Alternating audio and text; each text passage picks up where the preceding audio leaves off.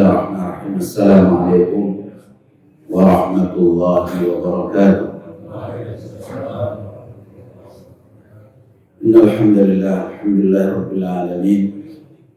Wassalatu wassalamu ala sayyidil anbiya'i wal mursalin nabiyyina maulana syafi'ina Muhammadin wa ala alihi wa ashabihi wa atba'ihi wa man istana bi sunnatihi ila yaumiddin.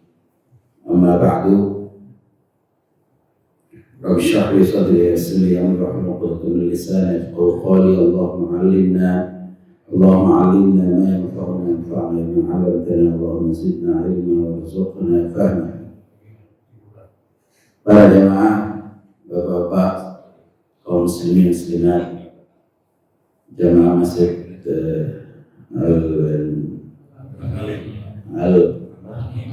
Al-Amin, ya, lupa, sudah lama. Al-Amin, mudah-mudahan berdoa kepada Allah dan bersyukur kepada Allah Subhanahu wa Ta'ala segala rahmat, nikmat diberikan oleh Allah Subhanahu wa Ta'ala, nikmat panjang umur, sehat walafiat, iman, Islam, istiqamah di atas kebenaran ini, dan mudah-mudahan kehadiran kita diberikan pahala yang berlipat ganda oleh Allah Subhanahu wa Ta'ala. Doakan yang saat ini sedang sakit, punya riwayat penyakit, mudah-mudahan dibersihkan dan diangkat penyakitnya oleh Allah Subhanahu wa Ta'ala.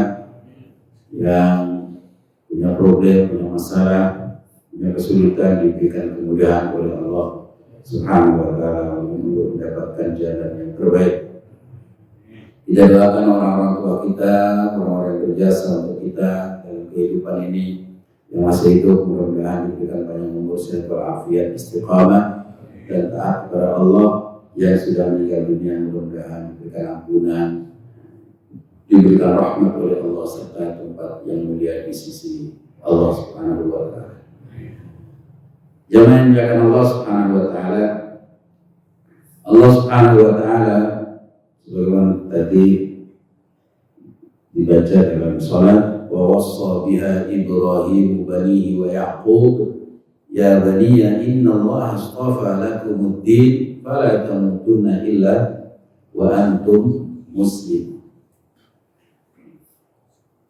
Wasiat terhadap tauhid yang hanya mengabdi kepada Allah, pengabdian hanya untuk Allah Subhanahu wa Ta'ala, ya, itu adalah wasiatul awwalin wal akhirin, wasiat para anbiya dan mursalin, ya, dari mulai Nabi Adam alaihissalam sampai Nabi Muhammad sallallahu alaihi wasallam dan sampai akhir zaman, wasiat orang-orang saleh, orang-orang berilmu kepada umat adalah untuk tetap beribadah kepada Allah Subhanahu wa Ta'ala.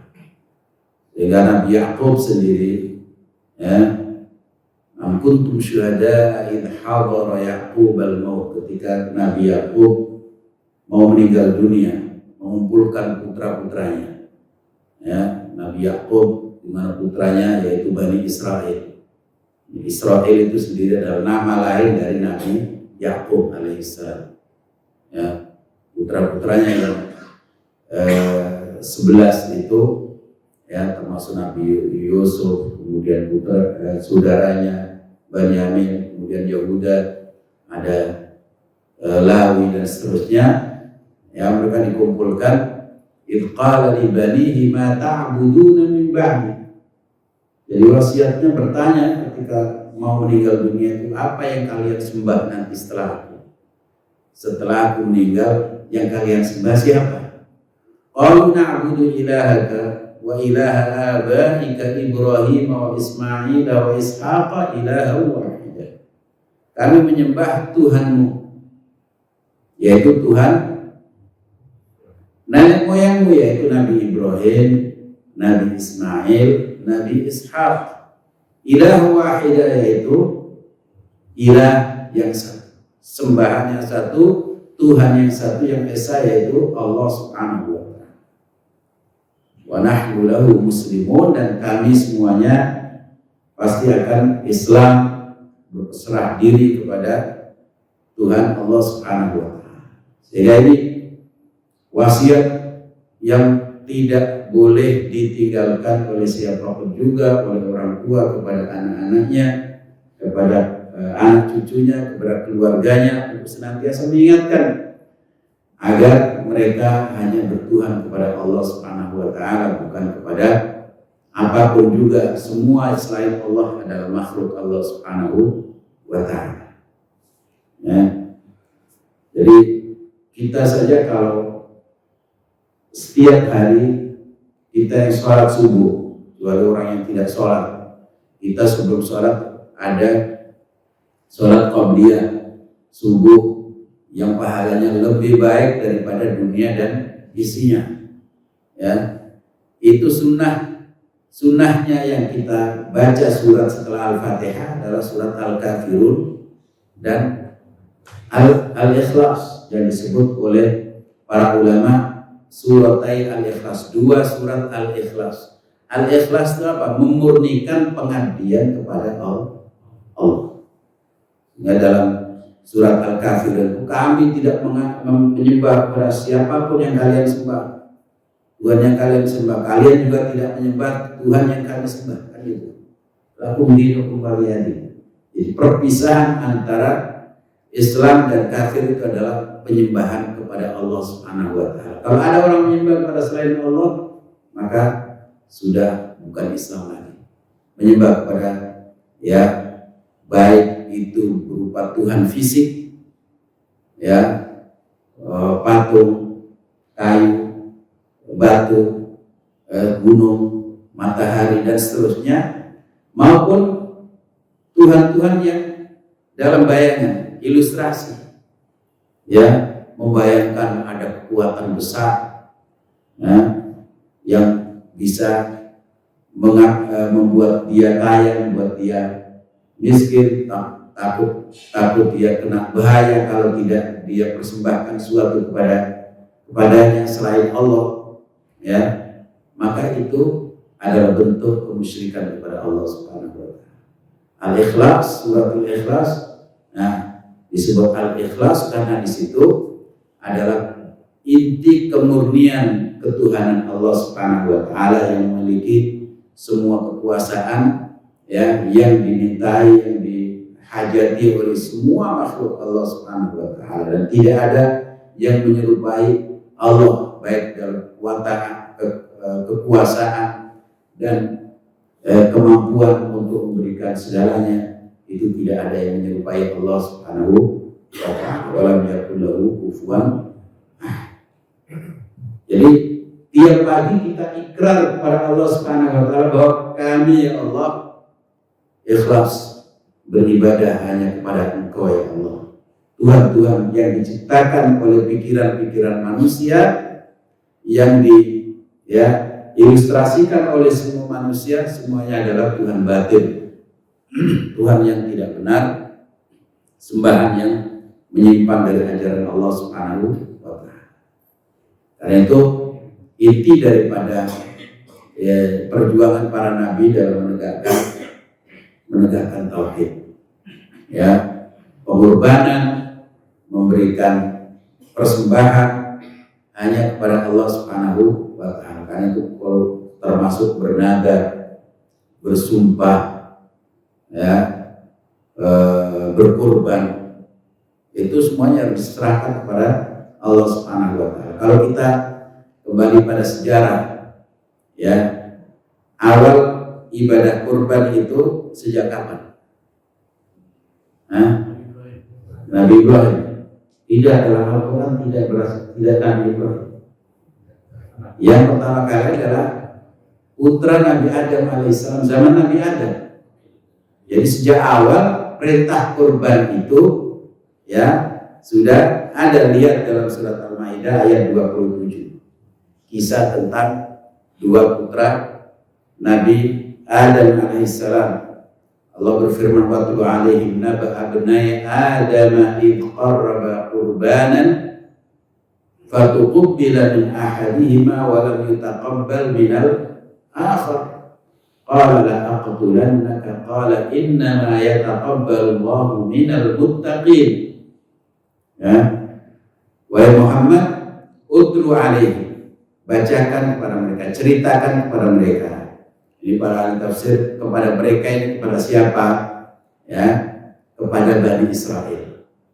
Karena itu ayat-ayat terkait dengan Bani Israel awalnya.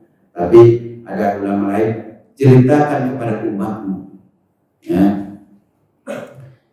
Cerita tentang dua putra Nabi Adam ketika keduanya mempersembahkan kurban. Ya.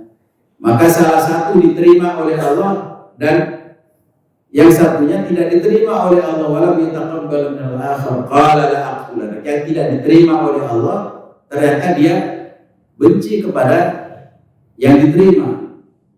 Ya, dia katakan, aku pasti akan membunuh kamu. Diancam untuk dibunuh saudaranya sendiri, ya, karena dia diterima kurbannya, dia tidak diterima. Habil dan Qabil. Qabil tidak diterima kurbannya oleh Allah, sementara Habil diterima kurbannya. Qabil katakanlah, aqtulannaka, saya akan bunuh kamu. Apa bilang Qabil? Habil, qala innama yataqabbalu Allahu minal muttaqin. Allah hanya menerima dari orang-orang yang bertakwa. Ya, dari orang yang bertakwa. Itu kisah, ya, Nabi Adam alaihissalam, kisah kedua putra Nabi Adam dalam perseteruannya antara Qabil dan Habil, yaitu dijelaskan oleh para ahli tafsir yang menafsirkan ayat ini. Ya, di antara adalah di dalam tafsir Al-Baghawi, ya, dikisahkan beliau menukil dari Ibnu Ishaq, dari tarikh Ibnu Ishaq, ya, bahwa Nabi Adam itu setiap istrinya melahirkan itu dua gitu kan, laki perempuan. Nah, Qabil ini dan saudarinya, kembarannya yang bernama Aklima itu dikisahkan di situ kelahiran surga. Jadi kelahiran surga. Jadi dia termasuk yang diturunkan oleh Allah bersama Nabi Ismail, bersama Nabi Adam alaihissalam. Ya, karena kelahiran surga diceritakan itu bahwa Bunda Hawa tidak merasakan sakit, tidak merasakan ada nifas, ada darah yang keluar. Anaknya juga lebih cantik, lebih ganteng. Karena apa? Karena produk surga. Nah, sementara Habil ini setelah diturunkan lahir Habil. Tidak lama setelah itu diturunkan, ya, ini penduduk bumi, jadi produk bumi. Ya, beda produk bumi dengan produk surga kan gitu kan, beda. Jadi karena itu setelah mereka remaja sudah dewasa, kata Allah diwahyukan kepada Nabi Adam, kamu kawinkan, ya, saudaranya Habil, kembarannya Habil dengan kembarannya siapa? Qabil. Jadi silang gitu. Jadi Nabi Adam itu diceritakan sebagaimana riwayat Ibnu Abbas, ya, ketika beliau wafat, anak beliau itu ada 40 kembaran. Berarti berapa? 80 ya. 40 kembaran, 80. Ya. Ketika beliau wafat, ya, anak dan cucunya sebanyak 40.000. Anak dan cucunya itu sebanyak 40.000. Beliau wafat. Jadi sudah 40.000, berarti sudah satu kota itu, ya kan? Anaknya Nabi Adam doang. Nah, setelah itu menyebar manusia. Jadi Qabil tidak terima. Ini adik saya atau kembaran saya ini cantik sekali, sementara kembaranmu jelek banget. Nggak mau saya. Nggak mau. Nah, Nabi Adam tahu, kok dia nggak setuju, ini syariat Allah. Kata Qabil, enggak, itu pikiran bapak saja. Ya. Tidak, ini syariat Allah. Karena belum ada manusia lain, jadi disyariatkan seperti itu. Tidak boleh, ya, orang menikahi kembarannya sendiri, harus kembaran yang lain saudaranya. dia tidak terima. Maka Nabi Adam perintahkan kalian harus berkorban. Nah, Habil ini seorang pengusaha peternakan kambing, domba. Ini pengusaha pertanian, Habil. Ya, suruh korban dengan apa yang dia miliki. Nah, Habil dia tahu karena ini korban karena Allah, ya, peruntukan untuk ikhlas tauhid kepada Allah, ya sudah saya serahkan apa yang terbaik. Beliau serahkan, ditaruh di bukit. Domba yang terbaik, yang bagus dari domba yang dia miliki. Sementara ini, ya, Qabil merasa ini cuma akal-akalan bapak saya saja supaya saya mau nikahi, ya, saudaranya Habil. Ya, maka dia kasih yang hasil pertanian jelek-jelek, yang gabuk, yang sudah busuk, taruh di atas bukit.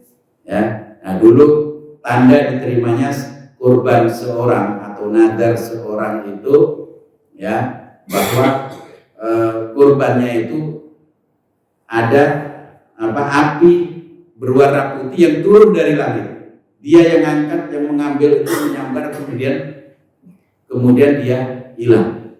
Nah, ini yang disambar itu kurbannya Habil. Diterima, tandanya diterima. Loh, kok punya saya nggak diterima, kata Qabil. Ya, akhirnya dia hasut kepada, ya, atau dengki kepada Habil dan akhirnya dibunuh. Nah, ketika dibunuh itulah ya terjadi pembunuhan.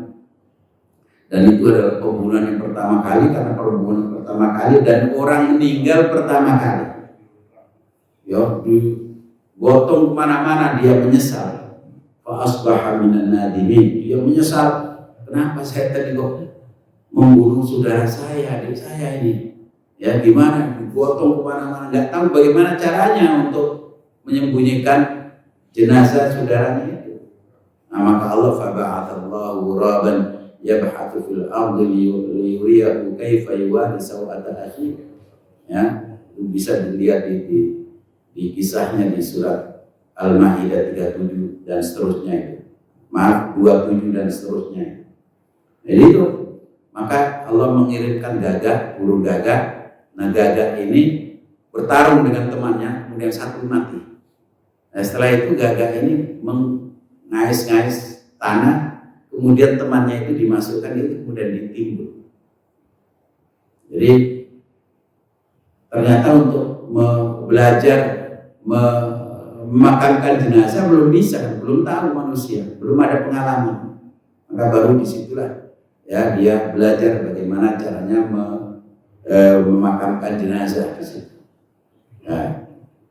Jamaah yang dimuliakan Allah Subhanahu wa taala, itulah kemudian Allah berfirman, min ajli dzalika katabna ala bani Israil annahu man qatala nafsan bighairi nafsin faka'annama qatala an-nasa jami'a wa man ahyaha faka'annama ahya an-nasa jami'a. Itu di Al-Maidah, ya, 32-nya itu, bahwa atas dasar ini kami wajibkan atau kami syariatkan kepada Bani Israel, kami beri aturan bahwa siapapun yang membunuh, ya, sekalipun hanya seorang, maka sama dia membunuh semua manusia.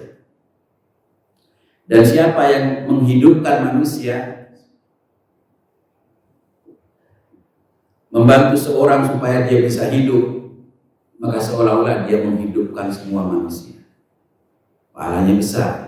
Yang membunuh juga, ya, dosanya besar.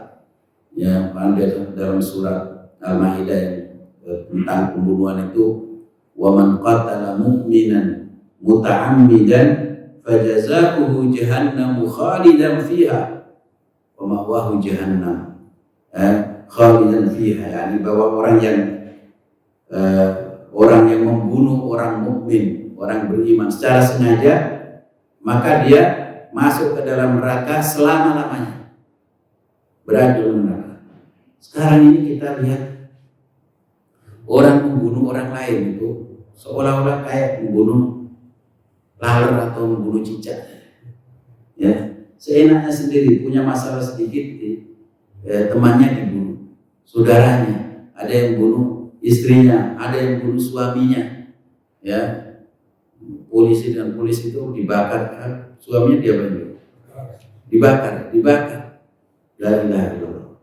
Nah, kemudian ayat ini terkait dengan Bani Israel. Lihat sekarang Israel, Netanyahu membunuh saudara-saudara kita di Palestina.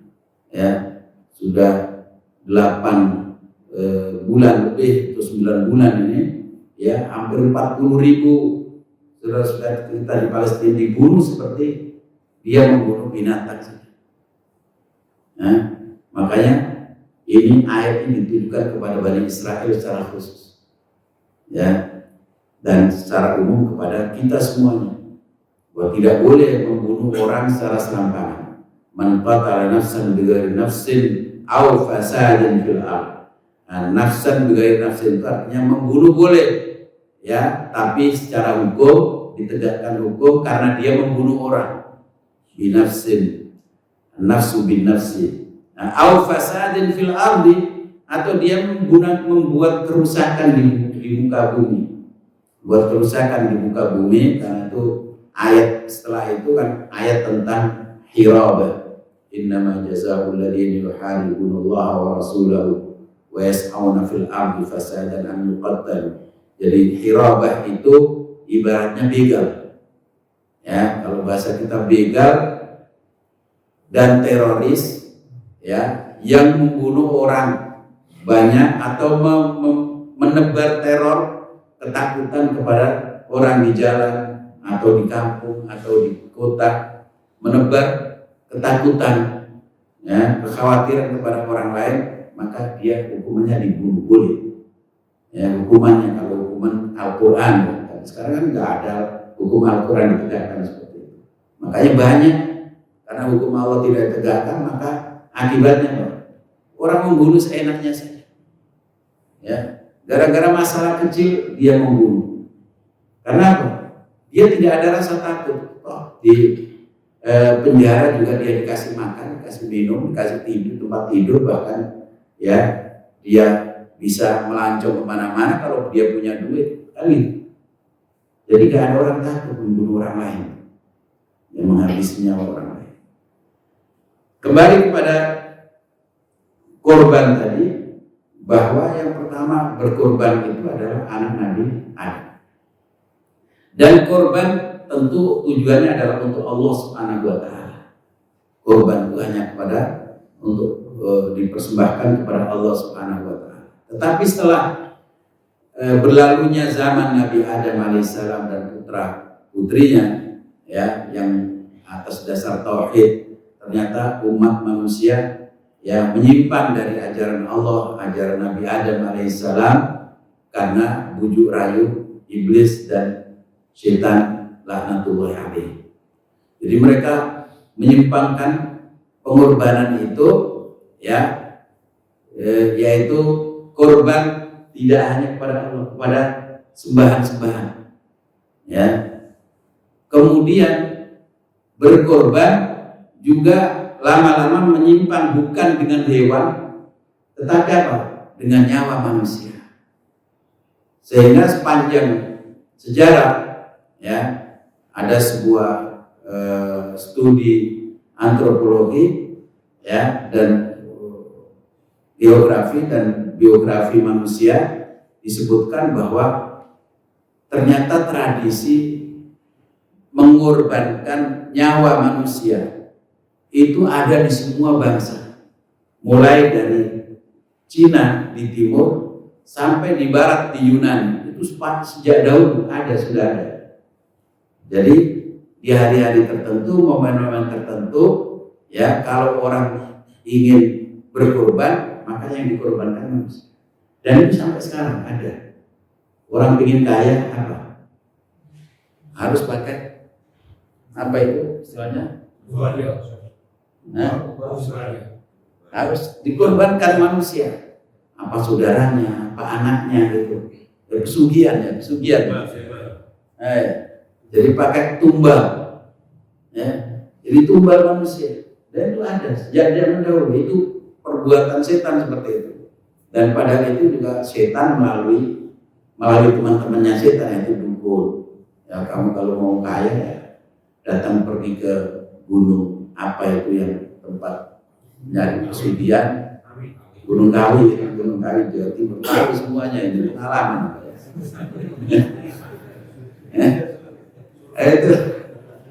Itu kemudian disuruh kamu harus pertama, kalau kamu tidak mengorbankan anakmu, kamu nanti yang jadi korban. Dan itu ada, ya.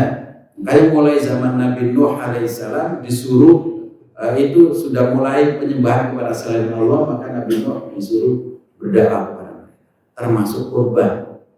Ya, dulu di Mesir, Sungai Nil, ketika umat Islam masuk ke Mesir mendakwai orang Mesir, ternyata Sungai Nil ya tidak mengalir.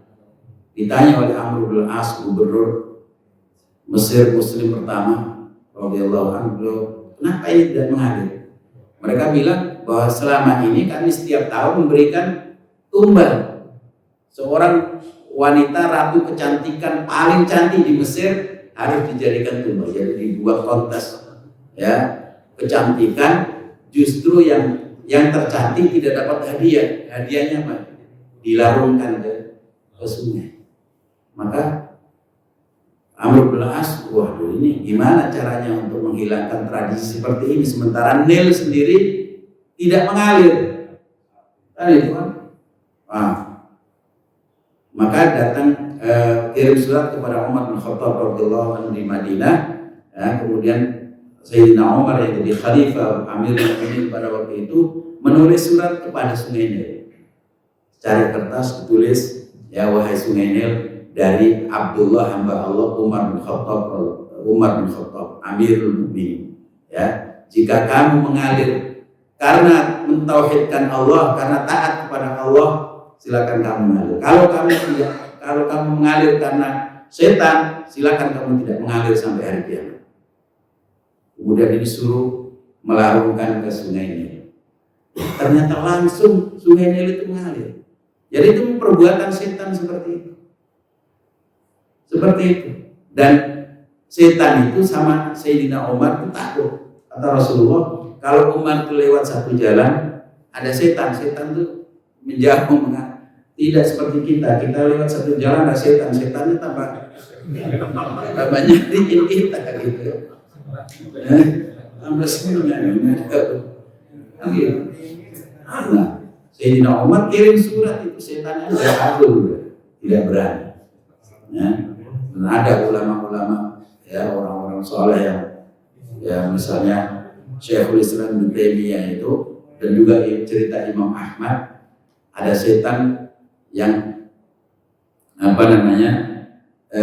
merasuki seorang gitu ya. Kemudian merasuki ya, orang kerasukan gitu ya. Nah, orang itu keluarganya datang kepada Syekhul Islam Ibnu Taimiyah atau Imam Ahmad.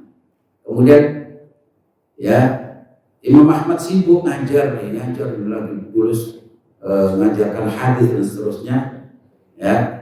Kata Imam Ahmad, saya tidak bisa datang ini, lagi sibuk, ya. Itu saja, terumah saya aja bawa ke sana, sendalnya dibawa, ya, sendalnya dibawa ke situ. Ini setan yang ada di tubuh orang itu lihat, oh ini sendalnya Imam Ahmad ini, dia langsung kabur, sembuh. Lihat sandalnya Imam Ahmad, karena apa? Karena kesolehan orang, karena dekatnya orang kepada Allah, semua setan juga takut. Ya, Masya Allah. Nah, jadi ternyata ya kebiasaan mempersembahkan kurban seperti itu ada di semua bangsa, termasuk di India, Sungai Gangga, termasuk bangsa Yahudi. Yang saya pernah baca satu kitab namanya Fatihu Bani Sahyun, ya, santapan ya bangsa Zionis, bangsa Zion, ya. Nah, itu ternyata mereka punya kebiasaan setiap tahun harus punya hidangan orang Kristen, orang Masehi. Ya, dulu sebelum Nabi Muhammad diutuskan, yang orang Islam itu orang Kristen itu. Ya, setiap tahun hari Paskah, hari apa? Paskah, Yaumul Fasl. yaitu ya, hari Paskah itu mesti ada santapan, pesta, tapi yang dipakai pesta daging manusia. Yaitu untuk kejayaan Zionisme. Jadi Zionis kalau sekarang memburu saudara-saudara kita di Palestina seperti itu, seperti binatang, itu sejak dulu sudah ada ya. Karena itu bagian daripada kepercayaan mereka ya untuk membuat mereka jaya, membuat mereka maju, membuat mereka menang seperti itu. Nah, itu kemudian di zaman Nabi Ibrahim alaihissalam, ketika Nabi Ibrahim sangat cinta kepada putra sematawayang Ismail alaihissalam, maka Allah perintahkan Nabi Ibrahim untuk menyembelih putranya Ismail. Ya. Jadi perintah menyembelih putra Ismail ini sebagaimana disebutkan oleh Imam Ibnu Ashur dalam kitabnya At-Tahrir wa Tanwir, tafsir itu, beliau menyebutkan bahwa tujuan utamanya ada dua perkara. Tujuan kenapa Nabi Ibrahim diperintahkan untuk menyembelih putranya. Tapi kemudian setelah itu diganti dengan domba. Jadi tujuan pertama adalah untuk menguji kecintaan Nabi Ibrahim kepada putranya, padahal dia dulunya sebelum punya anak cintanya kepada Allah luar biasa. Sekarang rupanya berkurang cintanya kepada Allah karena ada Ismail, anak yang sudah ditunggu. Beliau diriwayatkan beliau punya anak itu beliau sudah usia 100 tahun. Istrinya ya 89 tahun. Ya. Nah, Nabi Sarah. Kemudian beliau menikah dengan Hajar dan kemudian punya anak. Ya, nah, punya anak dari istri yang kedua itu. Nah itu karena kecintaannya kepada putranya, ya seolah-olah dia mengurangi cintanya kepada Allah, maka Allah menguji. Jadi tujuan utamanya adalah menguji dia kecintaannya. Maka beliau laksanakan tugas itu bukan untuk syariat, karena kalau syariat berarti harus diikuti oleh umatnya kan itu, menyembelih anaknya. Nah, tapi untuk menguji saja. Nah, yang kedua adalah untuk membatalkan tradisi manusia yang menyembelih manusia, untuk dipersembahkan kepada Tuhan-Tuhan mereka, kepada dewa-dewa mereka, yaitu apa? Menyembelih manusia, mengorbankan manusia. Dan itu terjadi sampai zaman Nabi Muhammad SAW atau sebelum Nabi Muhammad SAW. Kakeknya Nabi Muhammad SAW siapa? Abdul Muttalib itu pernah bernadar. Saya bernadar karena Allah, kalau saya punya anak laki-laki sebanyak 10 orang, maka salah satunya akan aku persembahkan kepada Allah di depan Ka'bah. Disembelih maksudnya. Ternyata anak yang ke-10 namanya Abdul. Ya.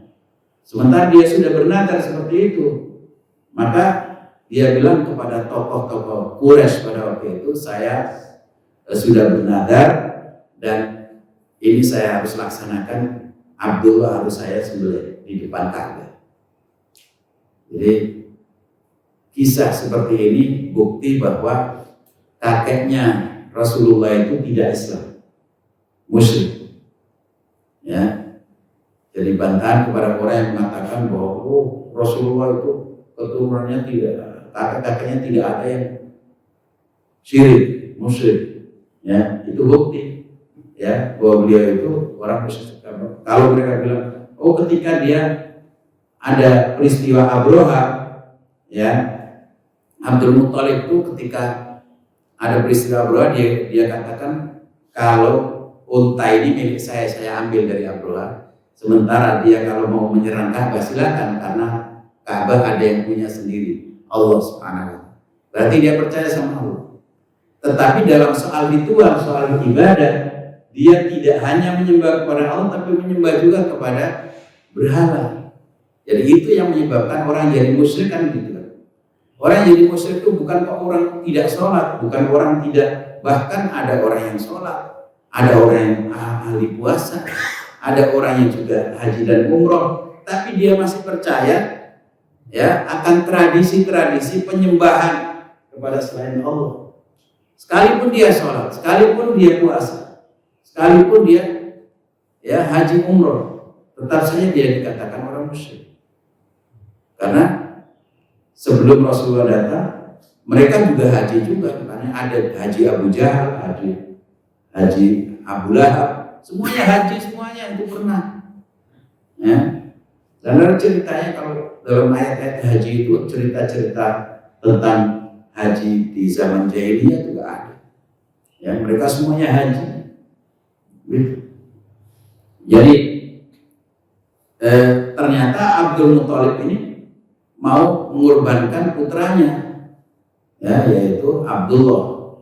Nah, karena Abdullah ini sangat dicintai, sangat disenangi oleh siapapun juga yang melihat Abdullah pasti senang. Ya, maka orang-orang bilang jangan, tidak boleh. Terus gimana nadar saya? Saya punya nadar ini, harus dilaksanakan. Ya, kalau gitu cari saja dukun, minta fatwanya. Nah, fatwanya kepada dukun, nyari dukun yang paling sakti di Arab pada saat itu ternyata ada di Yathrib, di Madinah kalau tidak. Nah, di Yathrib, ya ternyata dukunnya emak-emak. Ya. Kan banyak dukun emak-emak itu juga. Nah, dukun banyak yang emak-emak ya, yang dari Surabaya, dari Kalimantan, dari apa itu, ternyata emak-emak yang sakti itu ya. Ya ternyata ada emak-emak dulu menjadi dukun di sana. Tanya sama utusannya Abdul Muthalib, ya, dia tanya kepada utusannya Abdul Muthalib, bagaimana jumlah diat bagi kalian? Jumlahnya itu berapa? Diatnya kalau ada orang membunuh orang, kemudian dia dimaafkan, diatnya 10 ekor unta. Ya kalau gitu nanti harus diundi, ya. Nama 10 ekor unta ini Abdullah 10 ekor unta. Kemudian lempar, ya, kena yang mana maka dia yang jadi korban. Kalau tidak, kalau kena Abdullah terus maka tambahi 10 lagi. Ya, maka dilakukan itu yang nama Abdullah 10 ekor unta. Ternyata ketika dilempar pakai panah itu terkena nama Abdullah. Maka tambah 10 lagi, 20. Ternyata kena Abdullah lagi, 30. Kena Abdullah lagi, sampai 100 ekor unta. Berarti kalau begitu Abdullah jangan dikorbankan, 100 ekor unta harus disembelih oleh Abdul Muthalib. Nah, Abdul Muthalib orang kaya, 100 ekor unta. Nah, Rasulullah sendiri kan cucunya Abdul Muthalib waktu haji beliau menyembelih korban berapa? 100 ekor unta. Jadi 100 ekor unta untuk tebusan Abdullah itu.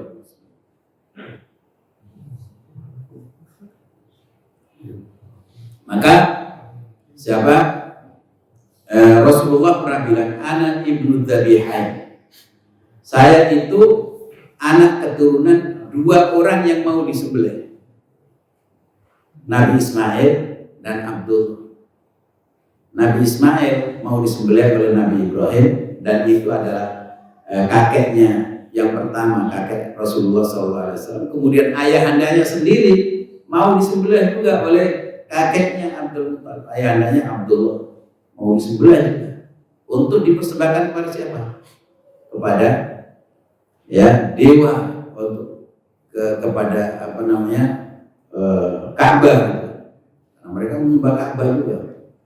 Nah, itu Allah turunkan, wa kadzalika zayyana likatsirin minal musyrikin qatla auladihim syuraka'uhum liyurduhum wa liyalbisu 'alaihim dinahum.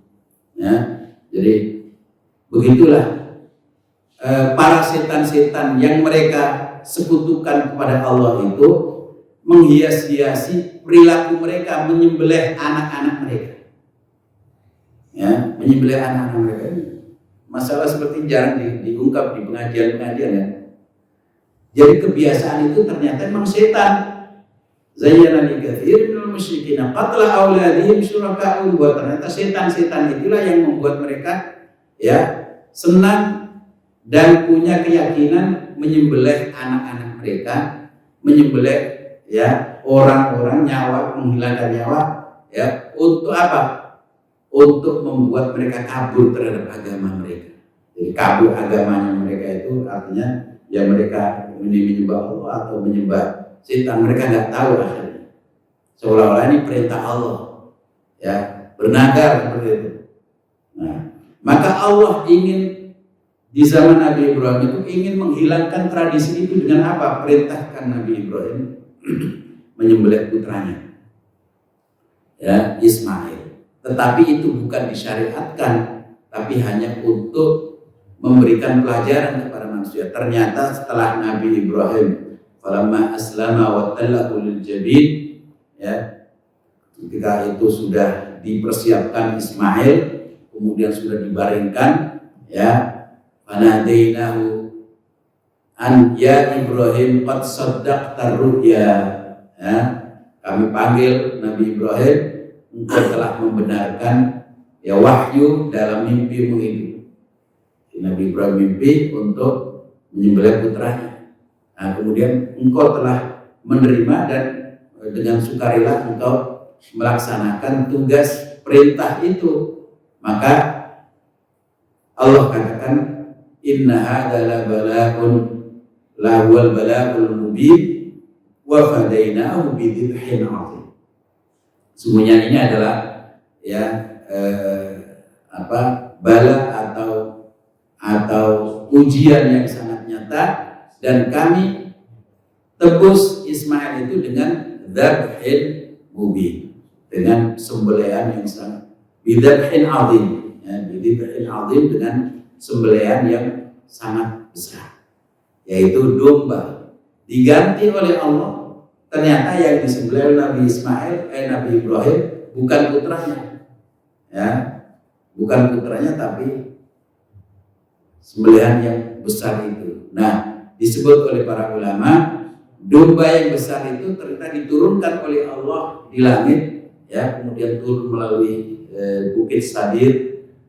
Bukit Sadir itu dekat di Mina, ya. Nabi Ibrahim menyembelih putranya Ismail itu di dekat situ, ya. Ternyata turun langsung di depan Nabi Ibrahim, dan ternyata Nabi Ibrahim menyembelih dzibhin 'adzim itu, yaitu sembelihan yang besar, domba yang sangat besar. Ceritakan oleh para ulama bahwa sembelihan itu adalah domba yang dipersembahkan, yang dikorbankan oleh Habil, putranya Nabi Adam alaihissalam dulu. Jadi disebutkan bahwa diangkat ke langit, sebelum disembelih diturunkan kepada Nabi Ibrahim itu, ini domba ini dipelihara di surga selama 40 tahun. Makanya besar sekali, ya. Namanya manusia aja produk surga. Kalau dia ya ditembalakan di surga, makan makanan surga, kemudian setelah diturunkan ke bumi untuk menjadi pengganti Ismail alaihissalam. Jadi dari peristiwa itu, ya tujuan kedua selain daripada menguji keimanan dan kecintaan Nabi Ibrahim kepada Allah adalah untuk membatalkan tradisi menyembelih manusia yang dipersembahkan kepada Tuhan. Makanya ya menghilangkan nyawa dengan atas nama apapun, apalagi atas nama kemusyrikan seperti itu, ya batal ketika Nabi Ibrahim ya dilarang oleh Allah atau digantikan oleh Allah sembelihannya bukan anak, tetapi domba yang sangat besar. Jadi karena itu ya itu kemudian menjadi sunnah kepada Rasulullah SAW dan umatnya, karena Rasulullah itu diperintahkan untuk beruswah atau meneladani Nabi Ibrahim alaihissalam. Ya, tsumma auhayna ilaika an ittabi' millata Ibrahim hanifa wa ma kana minal musyrikin. Ya, kemudian kami wahyukan kepadamu wahai Muhammad agar engkau mengikuti millahnya Nabi Ibrahim, agamanya Nabi Ibrahim. Dia itu hanif, orang yang lurus akidahnya, wa ma kana minal musyrikin, dan bukan termasuk orang yang musyrik. Karena apa? Karena semua orang musyrik di Mekah itu mengaku melanjutkan tradisi Nabi Ibrahim. Begitu juga orang Yahudi, orang Nasrani mengatakan kami ini anak cucunya Nabi Ibrahim dan kami pelanjut agamanya Nabi Ibrahim. Semuanya mengaku itu. Dibantah oleh Allah, maka anak Ibrahim Yahudiyan wala Nasraniyan walakin kana hanifan muslimah wa ma kana minal musyrikin. Jadi Ibrahim itu bukan Yahudi. Kalau orang Yahudi mengaku kami keturunan Nabi Ibrahim dan melanjutkan agama Nabi Ibrahim, Allah katakan maka anak Ibrahim Yahudiyan. Ibrahim bukan Yahudi. Wala Nasraniyan, orang Nasrani yang mengaku anak keturunannya Nabi Ibrahim dan mengikuti agama Nabi Ibrahim, wala Nasraniyan, dan juga bukan Nasrani. Ya. Bukan Kristen Nabi Ibrahim. Sebab agama tauhid yang dibawa oleh Nabi Ibrahim itu sebelum agama Yahudi ada. Sebelum agama Yahudi ada. Ya. Sebelum agama Nasrani ada. Kan itu ya pengakuan mereka bahwa mereka mengikuti Nabi Ibrahim batal. Walakin kana hanifan muslimah, dia itu muslim yang hanif, yang lurus akidahnya, tauhidnya hanya kepada Allah Subhanahu wa taala. Nah, orang musyrik, orang Mekah mengaku juga keturunan Nabi Ismail, mengikuti agamanya Nabi Ismail dan Nabi Ibrahim. Maka Allah bantah, wa ma kana minal musyrikin. Tidak termasuk orang musyrik juga. Kalian orang musyrik di Mekah yang bernadar atas nama Allah untuk menyembelih anak, ya, dengan mengatasnamakan Allah juga bukan. Itu bukan tradisi Nabi Ibrahim alaihissalam. Karena Nabi Ibrahim ketika diperintahkan oleh Allah, ya, menyembelih putra itu, kemudian diganti dengan domba, itu tujuannya adalah untuk membatalkan tradisi manusia yang mengikuti agama setan. Mereka menyembelih anak, menyembelih manusia, ya, untuk dipersembahkan kepada Tuhan-Tuhan atau dewa-dewa mereka. Itu semuanya tidak ada. Wa ma kana minal musyrik. Jadi jamaah yang dimuliakan Allah Subhanahu wa taala, berarti intinya bahwa kita itu hidup dan mati dalam keadaan harus dalam keadaan muslim, dan muslim adalah tauhid. Muwahhid, orang yang mentauhidkan Allah Subhanahu wa taala. Mentauhidkan dalam hal apa? Dalam hal beribadah, menyembah. Karena banyak orang yang mengaku kami bertuhan hanya Allah, kepada Allah. Tapi dia ketika menyembahnya juga kepada selain Allah. Dia mengaku siapa yang menciptakan langit dan bumi? Allah. Ngaku juga, ya. Yang memberikan rezeki Allah, ya. Pasti ngaku siapa yang memberikan rezeki? Oh, yang menciptakan saya yang memberikan rezeki. Tetapi disuruh sholat nggak mau, ya. Suruh menyembah Allah nggak mau. Ya mana? Lalu dia mengaku saya bertauhid. Tidak bertauhid kalau begitu. Kamu menyembah hawa nafsumu, menyembah jabatanmu, menyembah ya hartamu dan seterusnya.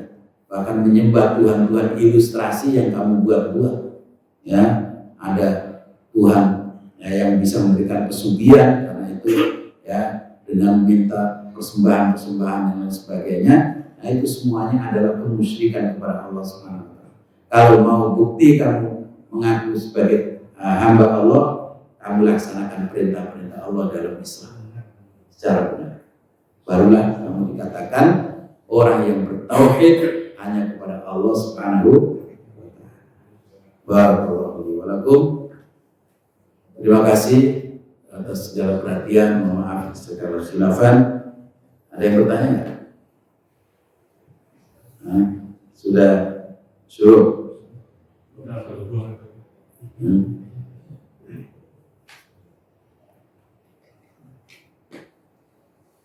1 menit yang lalu. Baik, kita akhiri kajian kita. Mudah-mudahan Allah berikan manfaat. Allah berikan kita ilmu yang bermanfaat. Allah berikan kita pemahaman yang mendalam pada agama ini, ya, agar kita benar-benar menjadi hanifan muslimah, orang yang mengikuti Nabi Ibrahim, yaitu orang yang lurus akidahnya dan muslim ketika kita meninggal dunia, wala tamutunna illa wa antum muslim. Kita dalam keadaan Islam, dalam keadaan tauhid kepada Allah Subhanahu wa ta'ala. Demikian, mari kita tutup dengan doa kafaratul majlis. Subhanakallahumma bihamdik, asyhadu an la ilaha illa anta, astaghfiruka wa atubu ilaik. Shalawat Allahumma sholli ala sayyidina Muhammad. Alhamdulillahi rabbil alamin. Billahi taufiq wal hidayah. Assalamualaikum warahmatullahi wabarakatuh.